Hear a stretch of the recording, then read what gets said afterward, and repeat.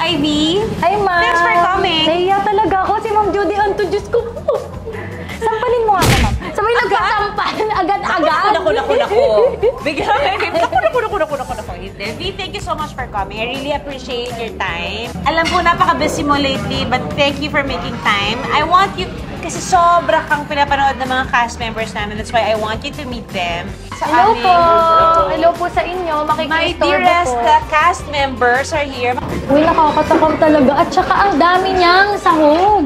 Yes. Ang daming nangyayari. Ako kasi, Ma'am, nagluluto ko. Pero ang alam kong klase ng pagluluto, yung natutunan ko lang sa ate ko, sa panonood, sa nanay ko. So, hindi po talaga ako nag-aaral ng pagluluto.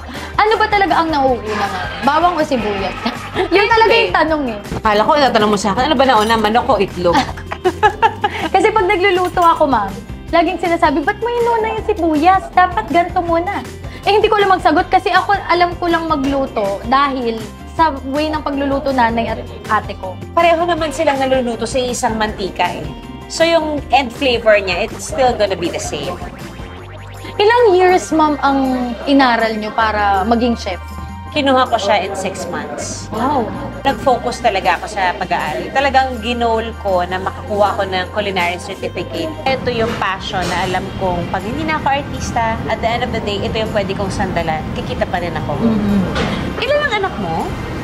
Isa pa lang po. Isa pa? Ilang taon na? 2 years old. Baby pa! Magbe-baby pa kayo ulit? Ay! Ang saya! Bakit bata pa naman kayo? Pwede pa? Para maaga rin makagraduate. Para sabay-sabay silang lumaki, magkakabarkada kayo. Bata pa kayo eh. High school sweethearts pa kayo? Nagkakilala po kami, 17 ata ako. 18, college po ako. College na. In fair, baka kayo talagang itinadhana. Ano po kasi, kasal na eh. Parang sapilitan na to pag ano. Pag hindi tinadhana, pipilitin na. Pag tinutuloy-tuloy. Huwag niyong kalimutan doon sa part na paano ba kayo nagsimula to begin with? Di ba as magkaibigan? Babalikan niyo yung pagiging magkaibigan niyo. Kung paano mo siya minahal, paano ka na-attract sa kanya. Kasi at some point, di-strong kayo eh. Parang ano ba nakita ko sa lalaki to? Parang lagi na lang kami nag-aaway, so mababad trip ka, balikan mo. Kasi palagi sinasabi ni Rai na naniniwala ako, kung ano yung pinaka-ikinabibwisit mo sa partner mo, yun naman din yung dahilan kung bakit ka in love sa kanya. Nasarapan ka. Oo, Ma'am. Tapos nagkikwentuhan pa tayo. Oo, diba? Ang saya. Grabe ang ano na to. Ay, uwian mo si Kong ng food.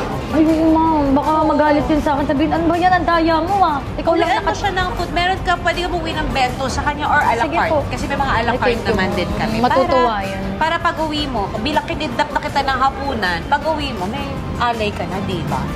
Thank you, V, for your time. Thank you, Salamat. At in-invite nyo ako. Grabe. Nung nalaman kong in-invite nyo ako, talagang, opo, Mama. Salamat. Gusto kita makita, Ma'am. Ako, gusto kitang ma-experience. Naiintriga ako sa iyo, sa inyo ang mag-asawa.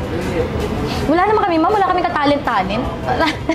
Ikaw, talagang artista kami na talagang... May mga tao lang talaga na sadyang blines na charm na pwedeng mamagnet ang mga tao. So kayo yun, na mamagnet ang tao sa inyo. Kasi may iba kayong charm, may iba kayong natural charm na naibibigay, na napapasaya niyo yung mga viewers niyo. So you hold on to that. Thank you, Ma'am. Thank you, Thank you so much. Kumain ka pa. Grabe, nabusog na ako sa yakap ni Ma'am Judy. Ang Diyos ko. Grabe, Ma'am. Pinapanood talaga kita. Talagang hindi ako makapaniwala sa nangyayari ngayon eh. Maniwala ka na. This is love.